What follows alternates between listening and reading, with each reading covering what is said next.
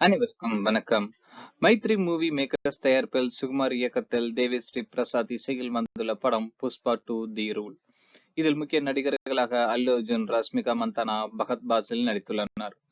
2021ஆம் ஆண்டு வெளிவந்த புஷ்பா தி ரைஸ் படத்துல சாதாரண கூலியாக வேலைக்கு சேர்ந்த செம்மர கடத்தலை செய்யும் கடத்தல் சிண்டிகேட்டின் தலைவரான அல்லு அர்ஜுன் உயர்வது வரை காட்டினாங்க.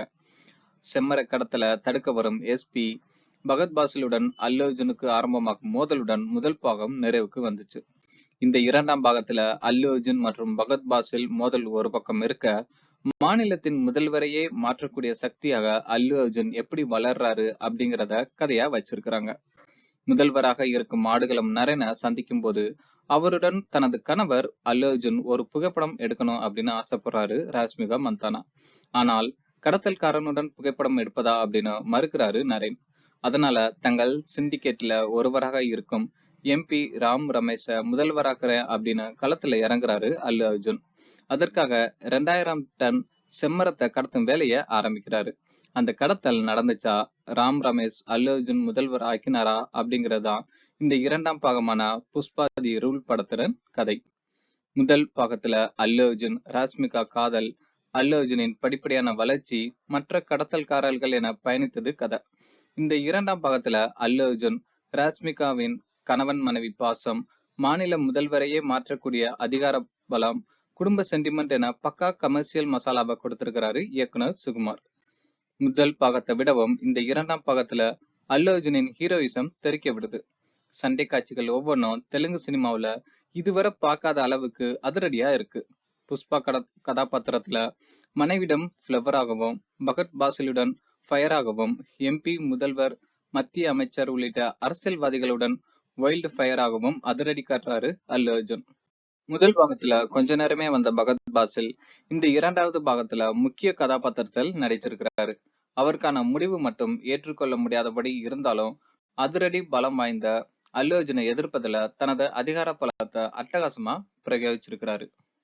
யாருக்கும் அடங்காத அர்ஜுனை அடக்கும் ஃபீலிங்ஸ் கொண்டவராக ரஷ்மிகா மிக தாராளமாகவே நடிச்சிருக்கிறாரு. அவங்க இருவருக்கும் இடையிலான முதல் பாகத்துல காதல்ல ரசிக்க வச்சவங்க இந்த இரண்டாம் பாகத்துல காமத்துல கலங்க வச்சிருக்கிறாங்க. எம்பி ராம் ரமேஷ், முதல்வர் ஆடுகளம் நரேன், மத்திய அமைச்சர் ஜெகபதி பாபு, முன்னாள் சிண்டிகேட் தலைவர் சுனில், சப் இன்ஸ்பெக்டர் பிரமாஜி, புஷ்பாவின் வலதுகரம் ஜெகதீஷ் பிரதாப் பண்டாரி ஆகியோர் கொஞ்ச நேரமே வந்தாலும் முக்கியத்துவம் பெறாங்க. கிச்சிக் என்ற ஒரு பாடலுக்கு கெட்டாட்டம் போட்டிருக்கிறாரு ஸ்ரீலீலா. தேவி ஸ்ரீ பிரசாத் இசையில முதல் பாகத்துல முதலில் கேட்ட போதே நம்ம ஈர்த்த பாடல்கள் இந்த படத்துல கொஞ்சம் சுமாராகவே இருக்குது. பின்னணி இசையில பரபரக்க வச்சிருக்கிறாரு. கூடுதல் பின்னணி இசைய சாம்சியஸ் கொடுத்திருக்கிறாரு.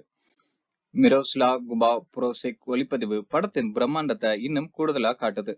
பீட்டர் ஹெயின், டிராகன் பிரகாஷ், கேச்சா, நவகாந்த் ஆகியோரது சண்டை காட்சிகள் தான் இந்த படத்தோட ஹைலைட். இடைவெளி வரையிலான முதல் பாதி பரபரப்பாகவும் ஹீரோயிசத்துடன் விறுவிறுப்பா நகருது. இடைவெளிக்கு பின்னாடி படம் அப்படியே சென்டிமெண்ட் பக்கம் போகுது. பகத் பாசில் கதாபாத்திரத்துக்கு ஒரு முடிவை சொன்ன பிறகு அடுத்து யார் எதிரியா வரப்போறாங்க அப்படிங்கிற எதிர்பார்ப்பு ஏற்படுது. ஆனா அது அரசியல் பாதையில பயணிக்க ஆரம்பிச்சதும் சற்றே தடுமாறுது. அப்படியே சில லாஜிக் மீறல்களையும் கவனிச்சிருக்கலாம். 3 மணி நேரத்துக்கு மேல் படம் ஓடுனாலும் போவது தெரியாம ஒரு மாஸ் என்டர்டைன்மெண்ட் பார்த்த திருப்தி ஏற்படுது. நன்றி. இது போன்ற வீடியோக்களுக்கு சப்ஸ்கிரைப் செய்யவும்.